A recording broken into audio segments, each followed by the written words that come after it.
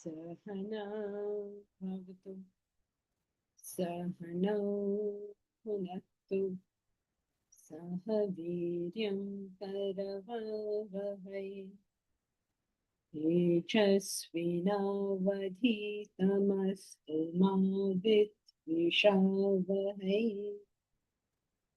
Om Shanti Shanti Shanti.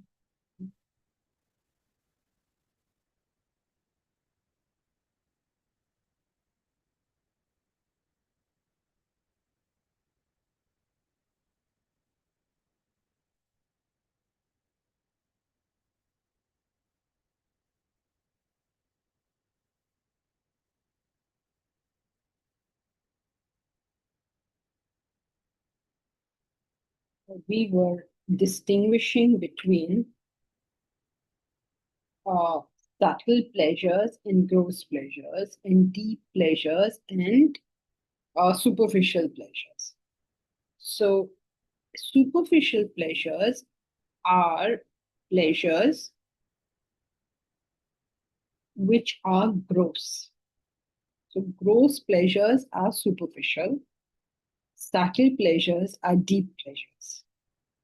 But our experience is not like that, because when we try to connect with a deeper pleasure, what we are told is a deeper pleasure, we get only superficial pleasure out of it.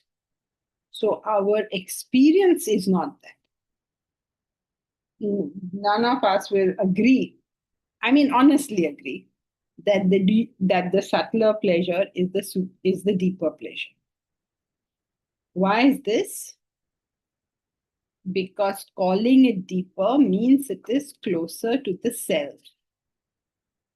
But when we are experiencing deep pleasures, whatever we call deep pleasures, it is because We feel for that thing a lot. okay, you're not wrong, but put it properly. We're experiencing mature, grosser pleasure. Yes, you're experiencing mature, grosser pleasure. Very good. Or you could also put it as that desire for you is deep. Therefore, what you're experiencing is a deeper pleasure. So, mature desire means it is now become you. So, therefore, it will appear to be deeper as far as you're concerned, the subjective experience. But if you look at it objectively, deeper pleasures are always subtler pleasure because they have that capacity, the capacity to be deep. Deep in Vedanta means closer to the self. Remember that thing, the self covered by the intellect, then the mind, then the physical body, and finally the environment. So that way, deeper. Okay. So basically, what is the bottom line of this? That the subtler pleasure is the deeper pleasure, is the greater pleasure. That is what it is. Now, this is so, it's okay for us to say it in class, it's okay for us to write an exam on it, but we don't get it. And because we don't really get it, what do? We just keep on enjoying the gross pleasures. We make no struggle to appreciate greater pleasures. There's no struggle to do that. Now, the problem with this whole idea of gaining pleasure from the world is that gaining pleasure at all is that, unfortunately, what appears in the beginning as displeasurable becomes pleasurable in the end. And what appears pleasurable in the beginning becomes displeasurable in the end. Like a student, a study is very displeasurable. But if he does it properly, then it will become pleasure. Means he'll get the marks he wants or the job he wants or whatever it is he wants. So this little speed bump, as it were, is what prevents us from being happy people. Therefore, you need knowledge to be able to say that, okay, if I do this now, then in the future, it will be better for me. That knowledge has to be there.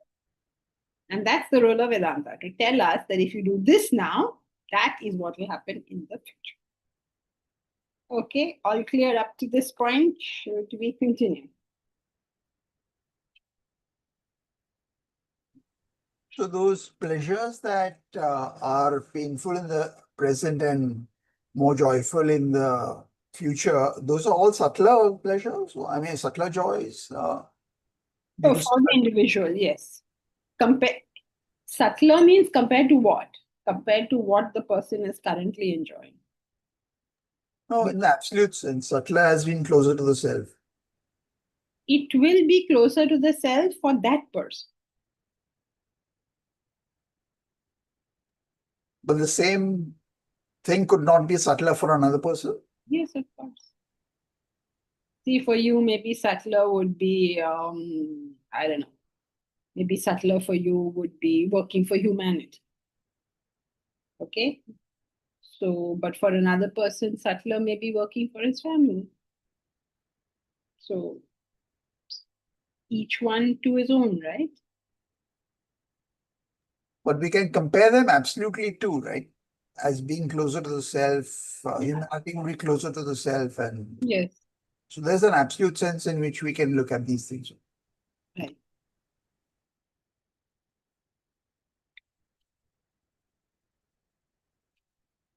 So we have to do now ultimate and infinite happiness. So, okay, so we've got it, right? That there is subtler. Then what happens at the end of it? Will you go on for infinity like that?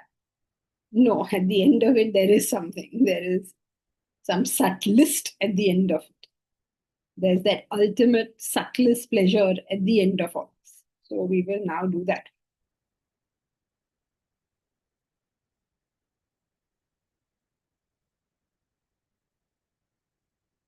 Ultimate and infinite happiness. Ultimate happiness is the state of no desire. There remains neither agitation nor the potential of agitation. Okay, so what is the biggest difference between any kind of pleasure a person like us can, anybody in the world, okay? The biggest difference between anybody in the world experiencing any kind of pleasure and the pleasure of the person who has moved beyond the world, that means an enlightened soul, somebody who's achieved moksha, whatever you want to call this person, who's reached Turiya. What is this fundamental difference in this? No agitation. Sorry? No. Go on, please. I just said to myself, yeah. No agitation, I said. No agitation we can't say, because somebody will say, I'm not agitated. So, I'm very happy. I'm as happy as a realized soul if someone says to you. Or you say, okay, in deep sleep, I was completely at bliss. What is the difference between any kind of pleasure that you can experience here and in the state of realization? No potential for agitation. Very good. We just did it. No, only Prashant and Vidushi are paying attention. There is no agitation. That can happen to us also. And there is no potential of agitation. It is not that now I'm happy and then in the future maybe something will come up. No. Nothing will happen now. Nothing will happen in the future. So there is no agitation. There is no potential of agitation. Isn't the quality of happiness different? Yes, that is true. But in this context, we're talking about any decrease in pleasure. Quality is, of course, there. But in this context, the quality and quantity will both be different. But here, what is our point? Our point is there is no, if a person claims to have complete pleasure, he may not say there's anything better. He may not agree. But can anyone even claim that there is no potential of agitation for them anymore? Most people will sort of not accept. We will A accept lot that. of people say, no, I've achieved, I've arrived, I've wanted the things that I wanted, all are in place, and that's it. Yes, so therefore, they can be made to understand that there is a potential of agitation should these things go away. That sometimes people do understand. That's the ultimate. As long as it all continues, fine, you're where you are. But who can guarantee that it will continue? So there's no agitation and there is no potential of agitation.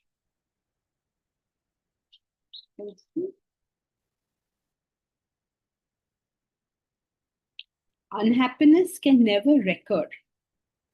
As we approach zero desire, there is a qualitative change in happiness. At zero, the happiness changes in kind, not in degree. Here's your point, Bharat.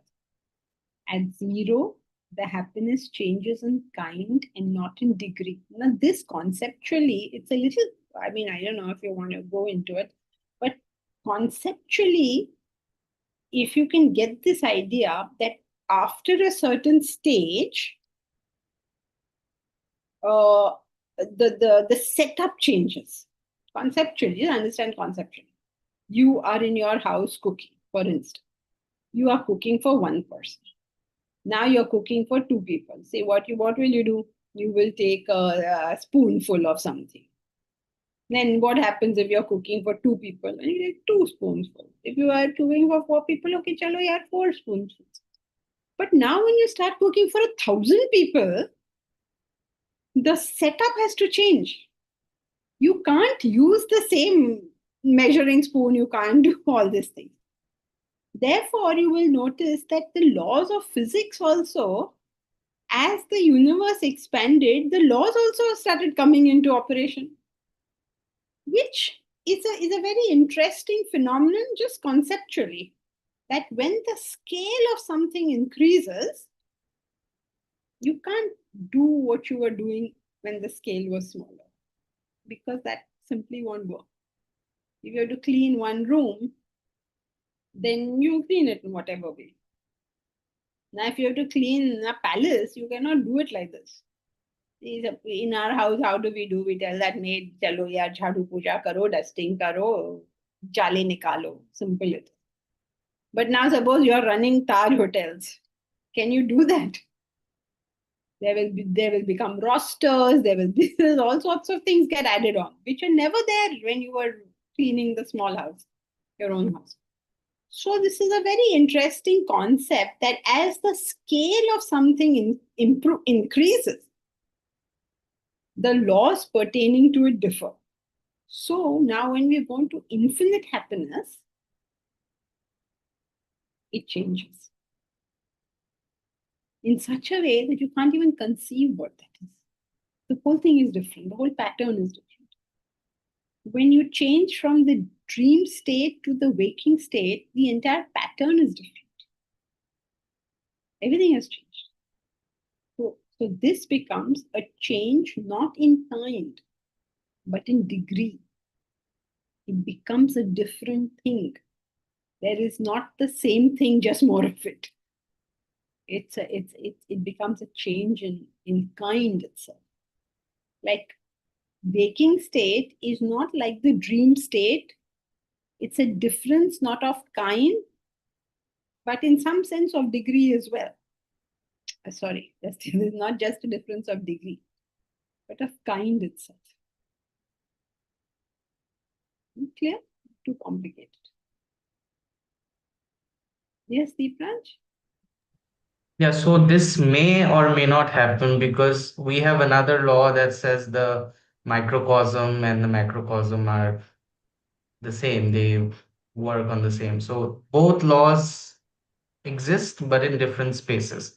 So here this happens that it changes in kind, not just in scale. Uh, Correct? in some sense, the microcosm and the macrocosm reflect one another. But in some sense, like for instance, all objects fall towards Earth, right? Because of the law of gravity. In our minds, gravity is falling down. But the planets go around the sun. So what's down there? Right? So in a sense, so it is true that the microcosm is reflecting, but there is also this other thing of the concept of down no longer exists.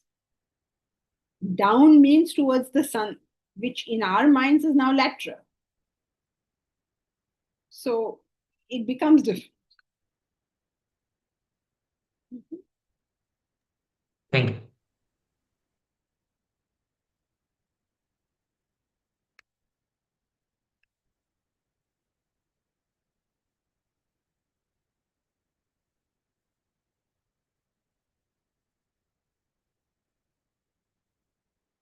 The state of self-realization or enlightenment is said to be the state of complete wisdom and infinite happiness. What is infinite happiness? Infinity is not a concept conceivable by the human intellect. Infinite is where positive and negative meet. Infinite happiness equals infinite unhappiness. Do you remember that, in school we studied this? I don't know if you all remember that there's an x-axis, there's a y-axis, and when you take the x-axis, +1, +2, +3, +4, +5, and the other side you go -1, -2, -3, -4, -5. So this +1 goes up to where? +1, +2, +3 goes up to where? Infinity. Infinite. Then -1, -2, -3, -3 goes up to where? Negative infinity. Infinity. So where do positive and negative meet? At infinity. Can this even make sense to a human brain? What is it even supposed to mean? What is infinite light is infinite darkness. Infinite compassion is equal to infinite revenge. Infinite love is equal to infinite hatred. Can you make sense of any of this? Therefore, it says that infinity is beyond the human intellect. Okay.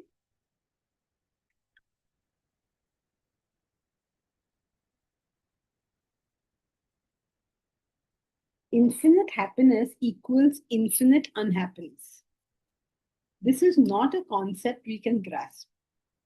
The great masters have given many descriptions, but none of the descriptions help us understand it. One can know it through experience alone.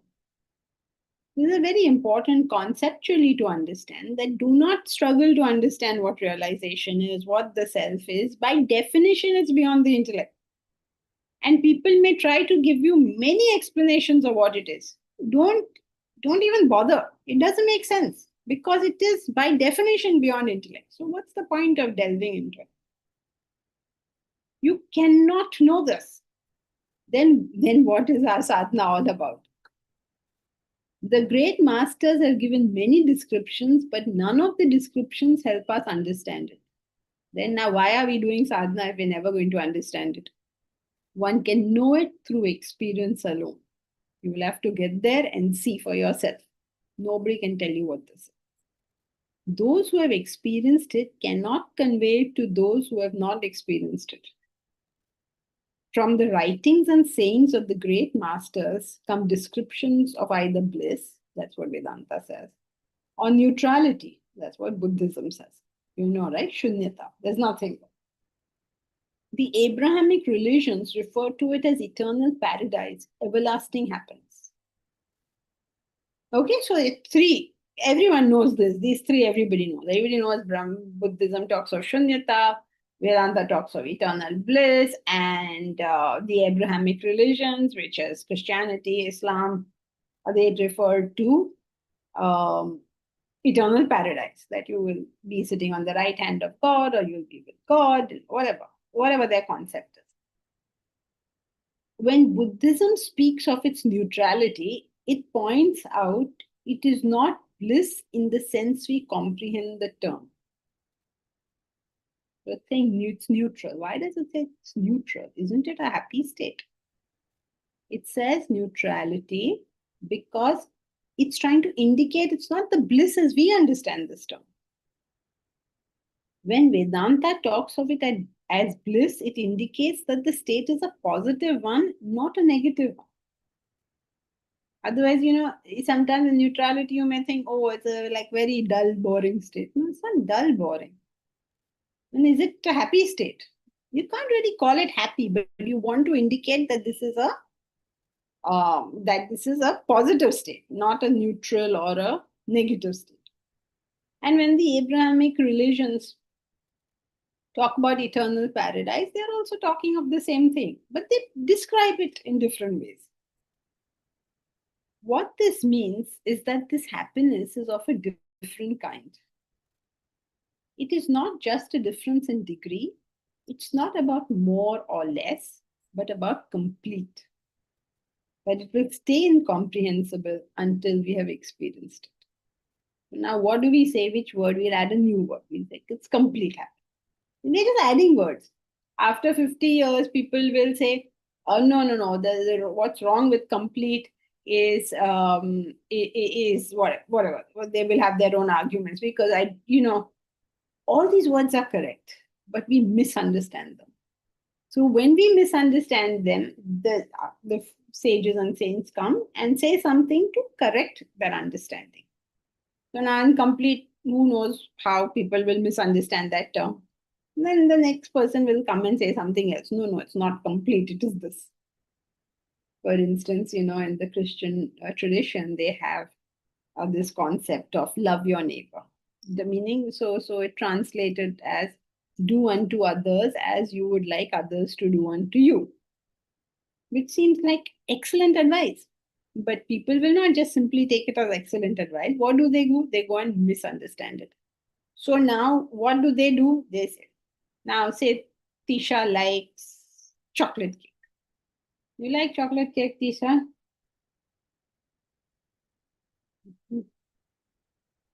No? No, Janky J, I like salty things. You like salty things. Okay. Chips. So you like chips. Okay. So she likes chips. Now, she loves chips. Suppose she goes and gives her wonderful chips, which she loves so much, to Deepraj, who loves to eat sweets. And she says, I will do unto you as I would like you to do unto me. But that is not what it means. So then somebody will come up and say that, no. Don't do unto others what they would like as you would like them to do unto you. You do unto them as they would like done to themselves. Say, yeah. We must give people what they want. We can't tell them what they should. That is correct. We do unto others as they would like done unto them. Correct. Then what happens? Then Deepraj says, oh, we have to give to Tisha all sorts of chips because she loves chips. But she's giving her so many chips that she's falling ill eating chips. And say, no, don't do unto others as you would like, as they would want. So at every step, we will misunderstand. And when we misunderstand, we will create problems. So the person who's wise at that time will come and say, no, not this one. Now do this one. And then all the followers will start arguing, my teacher is right, your teacher is right. And they're all trying to get to the same point. We are misunderstanding them all. And we say, oh, they say different things. They don't say different things. They are reacting to our misunderstanding. When you get it, you will understand everybody saying the same thing.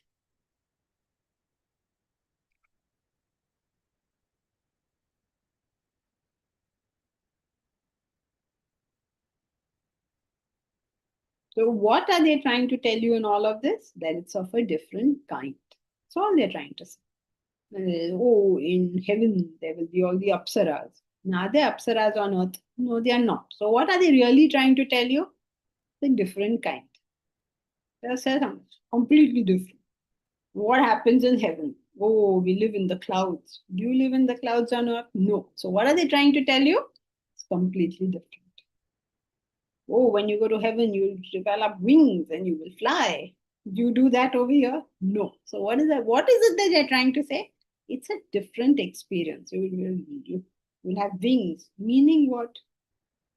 You will experience lightness, right? That's what is saying. You fly. It means you are experiencing lightness. All are saying the same thing. They say, no, my teacher said you will grow wings. No, my teacher said you gain a halo. Well, you gain a halo means what? That means you're covered in light, right? You're shining. You're shining because you got so much light of knowledge. Then finally, all the sages will give up one day and say, forget it, kaun inke piche bhagega. No matter what you say, it's going to be misunderstood. So what is he trying to say? That it's a different kind. So why you say neutral? To show it's different. It's different from what you understood. Why do you say eternal bliss? Because you don't have that here. So you're showing it's a different kind. Why do you describe heaven in all these strange ways? The same thing. You're showing it's a different kind. The kind is different. Okay, let's go.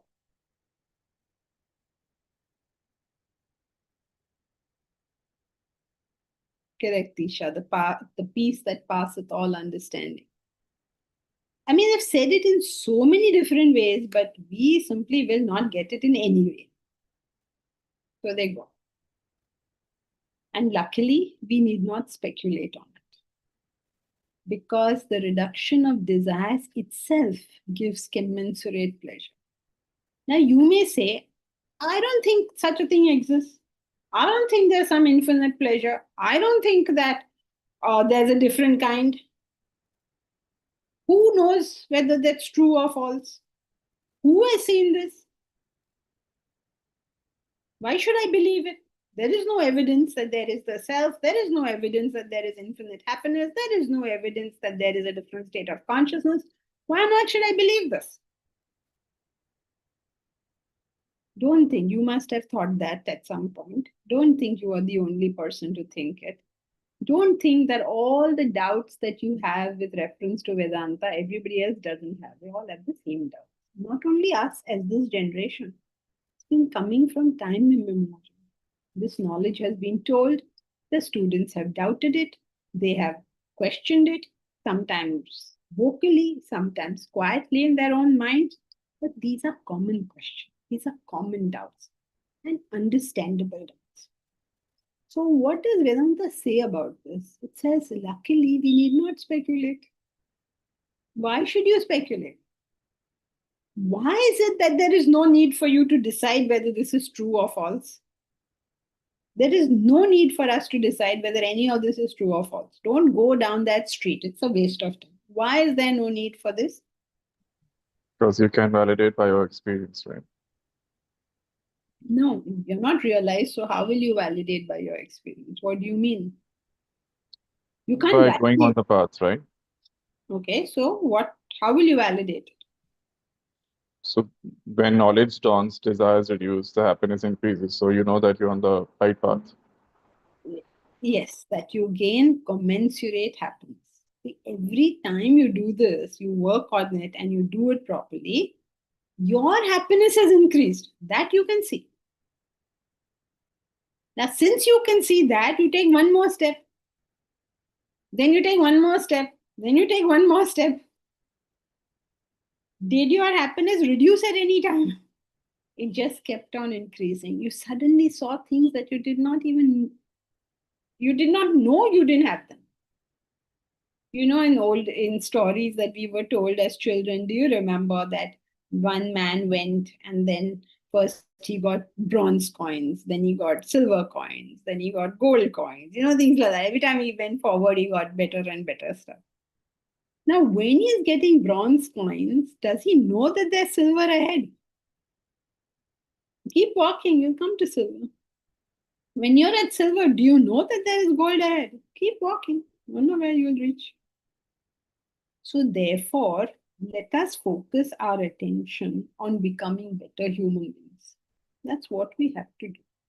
Becoming better human beings means having subtler desires.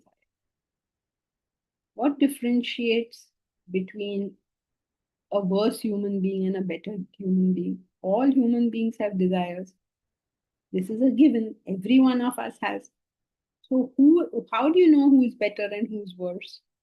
Those who have subtler desires are better human beings than those who have grosser desires. That's all there is to it. So let us focus on that. Taruna, it also strengthens faith. In what's faith in what, Taruna?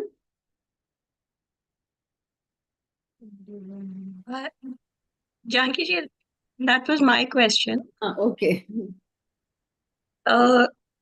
Faith in the teaching, it strengthens it, right? I You mean, mean as you I'm take getting evidence of at least. So every step you take forward, you experience larger ripples of bliss. So therefore, you feel that maybe further also is true. So far, what I've heard is true. So maybe further also it's true. So yes, that strengthens faith in the laws that Vedanta talks about. This is what we had called, I think, in one session, corroborative evidence. No, this would be direct because you're Okay. not getting evidence of that last thing.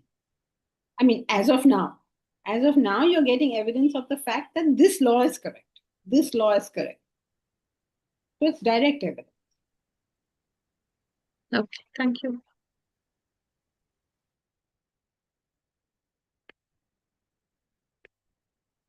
Yeah, Prashant?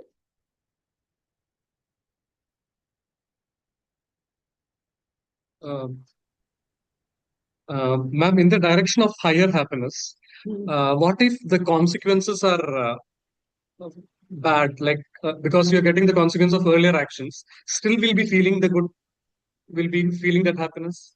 Yes, your consequences of earlier actions can be of two types. They can be physical or they can be mental. So earlier actions have created desires. Now you are creating desires for higher things. So let us say that you did create the desire for the higher thing, right? So Yes. now what will happen? You no longer have that desire, right, for the older thing. Now, an event takes place, which is the consequence of an action that you have taken, right? But because your whole mental attitude has changed, you don't have a mental consequence. So let us take an example. Let us say that I robbed something from somebody because I was so money minded. And I was very money minded. And since I was money minded, I robbed money from somebody, from X. I robbed some money from you. So now you are very angry with me that I've robbed your money, robbed it, taken a loan, never returned it, whatever. Some nonsense I did with reference to money. Let's say I robbed your money. Now you're very angry with me. In the meanwhile, I have grown up as a human being. And you are so mad at me that I've robbed your money that you have come to me one day. And you've come with a major stick and you're beating me. I say, how dare you take my money? Now, that physical event of you getting angry and beating me, obviously my body will be hurt because you have beaten me. But if I have grown in the meanwhile, the way I look at this is going to change. So I can say that, yes, I'm very sorry. I did commit that mistake and I would like to give your money back. But unfortunately, I don't have it. I mean, I robbed your money, but I lost that also. So now I don't have any money. So I'm very sorry, but I can do this for you. Or I can take the stance that, this person is very justified in what they're telling me. See, my whole attitude has changed so much. Suppose I do have the money. Let's say that I had stolen 5,000 rupees from you, and now you come to my house, you beat me up, you take 10,000 and you go. Now I won't say, oh my God, I lost 10,000. I will say, I'm glad I have finished this debt with this person. So physical consequences I may get because I've done those acts, right? Say, let us say that I ate very badly in the past. So now my body is suffering from all the nonsense I have eaten in the past. But now my identification with the body has reduced. So though I am suffering the ill effects of all the past nonsense I've done, I'm not mentally troubled by it. So consequences can be of two kinds. One that is a physical event, like real physical event. And second is our own mental view of it. So as you grow, that mental view has changed, so it won't agitate you. But a physical consequence you may have to bear. So if you're mentally agitated, that means you're not grown of To the that, consequence yes. to to that that. extent. Okay, thank you. Yeah, Deepraj?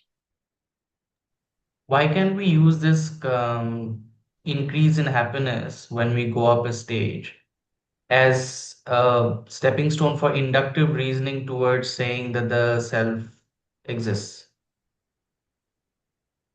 You could. Okay. But it, like you're saying, it's merely inductive reasoning, right? It's not like you're not going to establish it. It is But inductive it's still, reasoning, yeah. yeah, but it's a strong support for it. Yeah, the strong support for it is that so much, if 99% of what Vedanta says is true, then what reason would those people have to add 1% which is not? Everything is true. Then that is also possibly true. Suppose your mother has told you everything true, everything you have verified, it's all true. Then you can maybe consider that the fact that she told you you are her son is also true. Because as far as you know, everything she's told you is true. So that is a strong reasoning for the strong reasoning means inductive. Everything is true, so probably this is true as well. Thank you.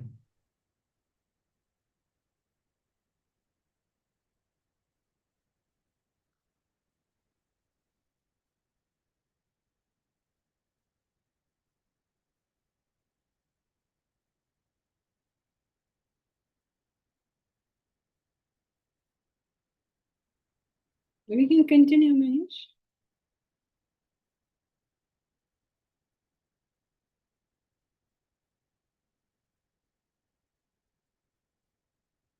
Mahesh?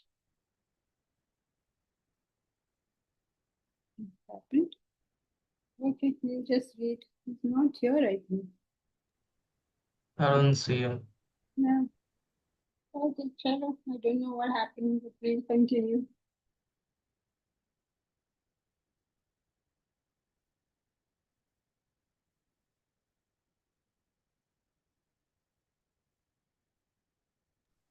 Can I stream? You can? Yeah. Oh, sure. You're He's again back. He's coming back. back. Yeah, he's coming Okay. back.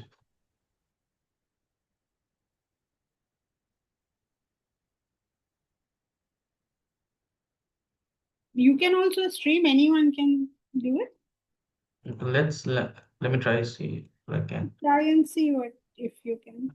I think so, yeah. Can everybody see the screen? Yes.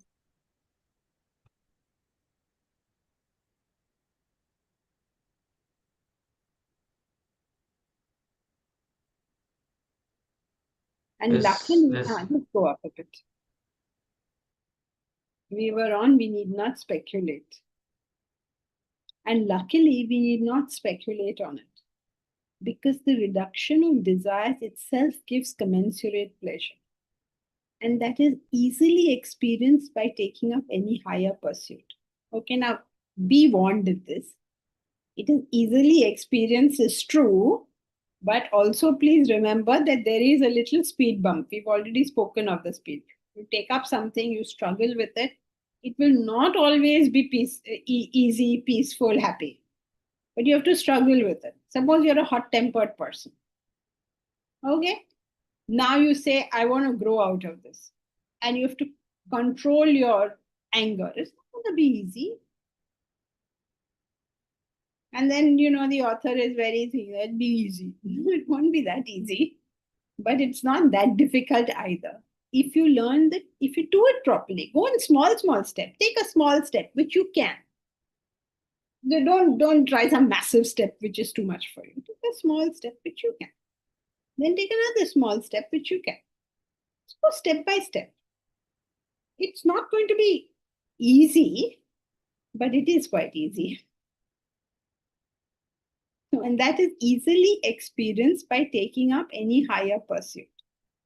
That means once you have taken up the higher happiness, so you are very clear about that. Even a little gives a tremendous burst of life satisfaction.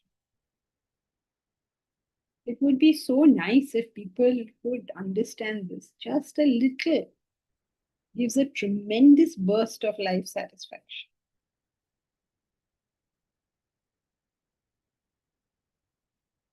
As is often mentioned by those who, for example, do voluntary work. Have you noticed this?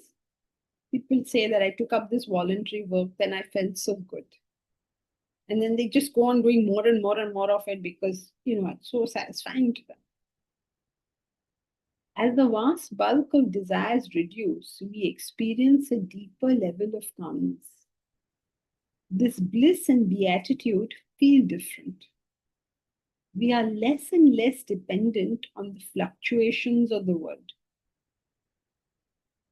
Today, the happiness we know is when things go our way, we are happy, and when they don't go our way, we are not happy. But in life, when you say things have to go my way, what are these things? If this thing is that my husband should speak to me sweetly, then this is a rather, superficial thing, that he has to speak sweet. Right? Because one day he may be angry, one day he's busy, one day something. This will change. But if your desire is that, let us say, my husband is a dedicated or husband, something like that, a loyal, dedicated husband, then this doesn't change so much. Because this, already this exists. 9 out of 10 husbands are usually loyal and dedicated. But they may not be so good at fulfilling, I'm saying 9 out of 10 because there are, of course, exceptions to this rule, but most women sort of accept that on the whole, he's not so bad. So if you can remember that on the whole, he's not so bad, and you're with that, then you're okay. All this upper niche doesn't really matter so much. Similarly for men also, if your desire is that your wife will bring you a cup of tea in the morning, cup of coffee in the evening, and I don't know, all sorts of things, and this may happen, may not happen. But if the desire is that she's a loyal, dedicated wife, then 9 out of 10 wives are loyal and dedicated, so you're less buffeted by change. Yeah, Prashant?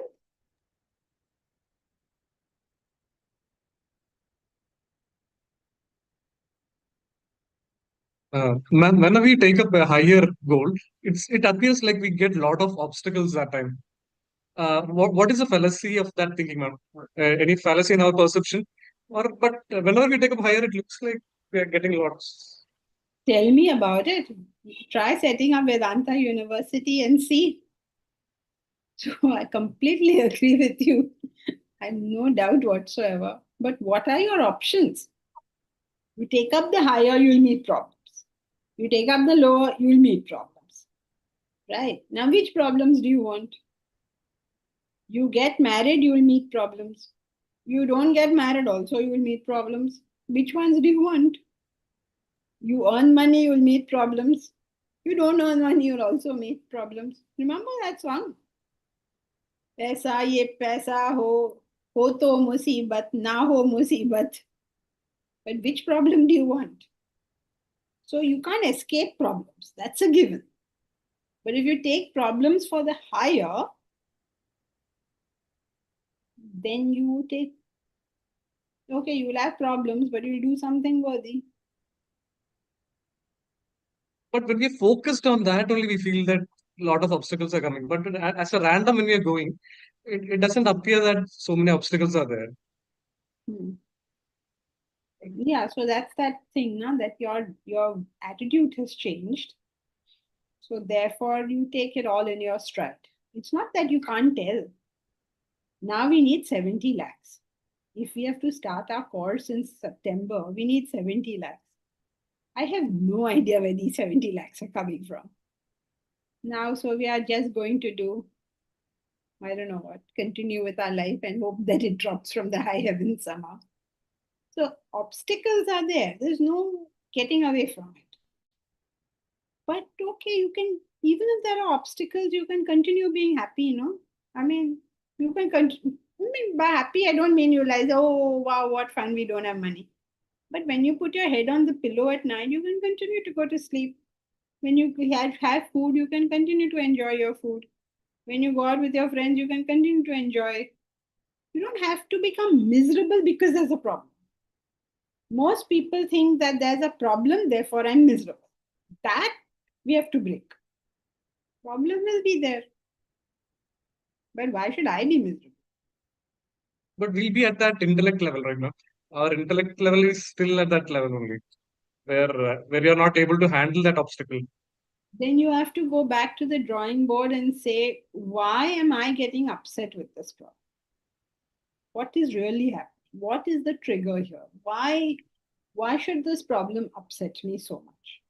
There are only two possibilities. Either the problem will be solved or the problem won't be solved. Only two problems. If the problem is going to be solved, what am I upset about? And if the problem is not going to be solved, how is my getting upset going to help that? Right? So what is the point of me getting upset? And let us say that I do solve this problem. Okay, let us say that, take this example. 60 lakhs we need, 70 lakhs we need. And by the grace of God, this problem gets solved. Then what will happen? Next. As if this problem gets solved, my life is going to now become eternally blissful. Another problem will come. Then we'll start the course. God alone knows what problems will come when we start the course. Getting students into class. Yeah. Who knows? I mean, we may get, I don't know what kind of students. Suppose they're all badmash. What will we do with them? Right? So it's not like if this problem is solved, my life is going to get any better or worse. Life is going to just continue the same way. So once you've figured out that these things just keep happening all the time, it's okay. And this problem is not the last problem I'm going to face. But of course, that doesn't mean you become negligent about the problem and then you say, oh, so what? Like, you're doing the best you can. That is a given. And also taking advice. Sometimes we need to take advice. Suppose I just don't know the technique of dealing with this problem. That's a possibility, right? So then I must find out what is the technique.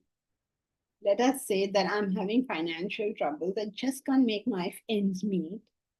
Then I need to maybe ask somebody else that you seem to be making your ends meet. How are you doing this? Or if my marriage is not working, then I can ask somebody, how do I make my marriage work? Or if my health is not okay, I can ask somebody how. So I do the best I can and also take advice from others who according to me can handle this better than me. Like, I go to a superior intellect, whoever is better than me in that field. And And maybe they'll tell me something useful. Okay, so I have to want to solve it. I have to put in the effort to solve it, and I must be willing to admit that there may be things about this I don't know. Then eventually the problem is solved. And when the problem is solved, what happens? Next one. Next one. Again, I start this process. Am I doing the best I can? Have I put in all the effort I can? Is there anything here I don't understand? And so therefore I need advice. And that one will get solved. And again, another one again start. And when will you stop this process? Self-realization. Self-realized. Self. You have a hope in hell. Self-realization. You will stop this process the day you die. Isn't it? Yeah. And then you're going to realize. I love the way you people are so positive about this. We are going to soon realize these problems are all going to go away. So No. we'll be reborn and the problem starts again, right? Yeah. We'll start again. But at least this Janma's problems you won't have. Next Janma, Bhagwan jane kya problem honge.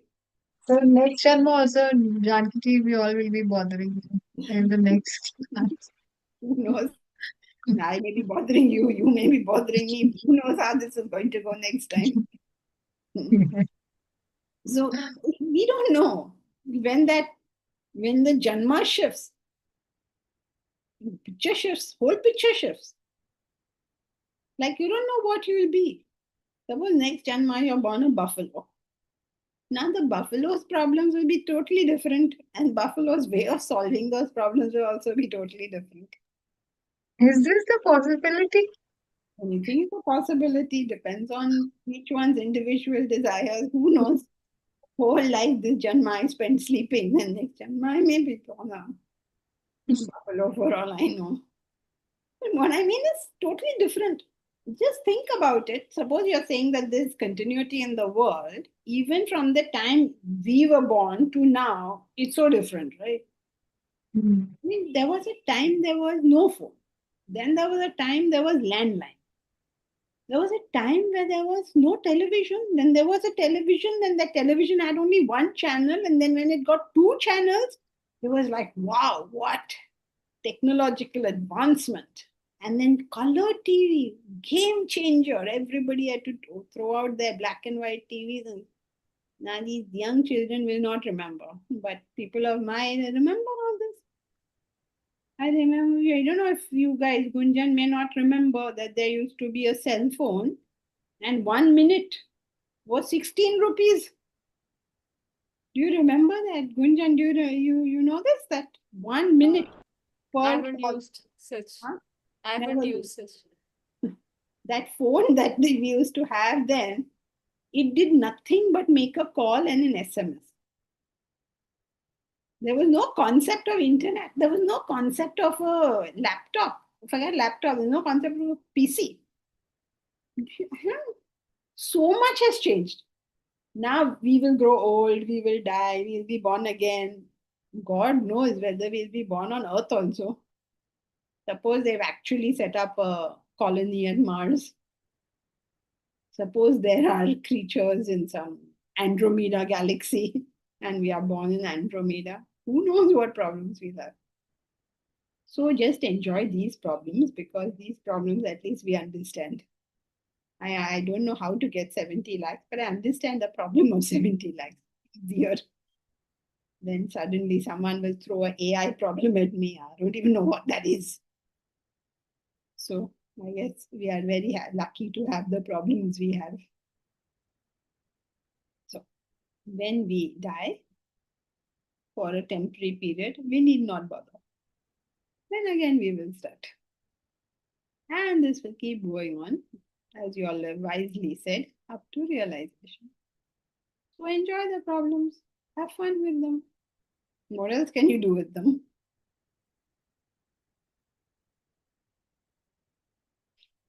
Mahesh, are you back? Poor Mahesh, what? Oh, Deepraj again, okay. Mahesh is still not there? No, I'm there. I've had some problem with Kindle. Yes, we understand that. as the vast bulk of desires reduce, we experience a deeper level of calmness. This bliss and beatitude feel different. We are less and less dependent on the fluctuations of the world. Since fewer, okay, so how come we are less and less dependent on the fluctuations of the world? Today, when the world fluctuates, when there are changes, it gets better, it gets worse, I feel them very strongly. So later on, I don't feel them so strongly. Why not? Because, this is the explanation. Since fewer things can interrupt desires, fewer things can make us unhappy. When very gross things can interrupt my desires, because my desires are gross, then the nature of gross things is that they change quickly. But the nature of subtle things is that they take longer to change. So fewer and fewer things are now interrupting my desire. Since that interruption of desires is not taking place, what happens? The inherent happiness shows up and shines bright. The thing is that none of us have to ever do anything to become happy. Happy is our natural state. When this covering of desires, their interruption, their growth, all this natak takes place, that happiness goes away. Or well, not goes away, it gets clouded over, it gets covered over. That's all that's happening.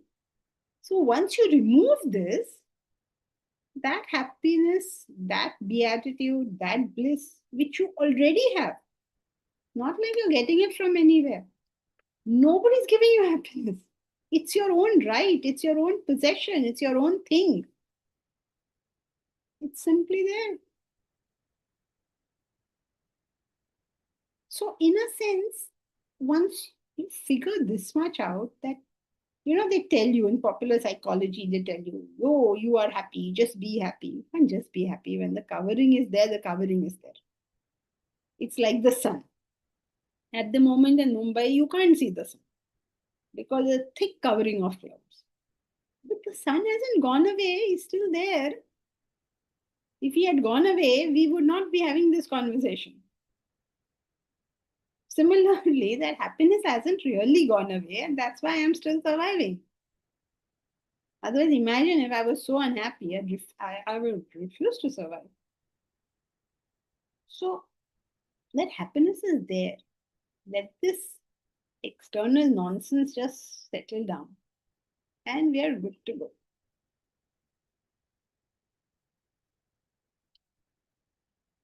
Now comes the paradox of hedons.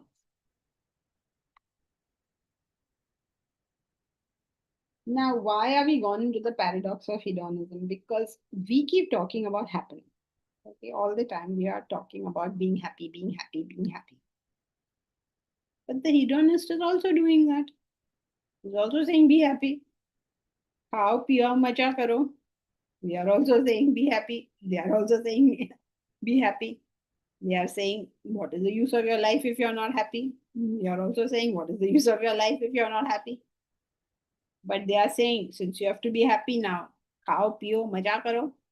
But we are saying, be disciplined, stay on track with sadhana, get up at 4 o'clock in the morning. So it seems like, arey babre, those hedonists are better than us. They are saying be happy and they are being happy. We are saying being happy and we're taking on all sorts of unhappiness on our head unnecessarily. Take on karma, take on bhakti, take on jnana. Yaar chodo na mujhe. And if you've done all this, then have you done your yoga? Have you gone and exercised? Okay, you did that also, then we'll find something else for you to do. Arey baba, mujhe chodo. So what is the paradox of hedonism is that life has to be the pursuit of pleasure. Why am I saying it? Let's read. Incidentally, with this understanding, we could attempt to resolve the famous paradox of hedonism. Hedonism is the worldview that believes that life is inherently the pursuit of pleasure. The ultimate good is the ultimate pleasure. The paradox of hedonism is the difficulty of obtaining this hankered for pleasure. So that's the paradox.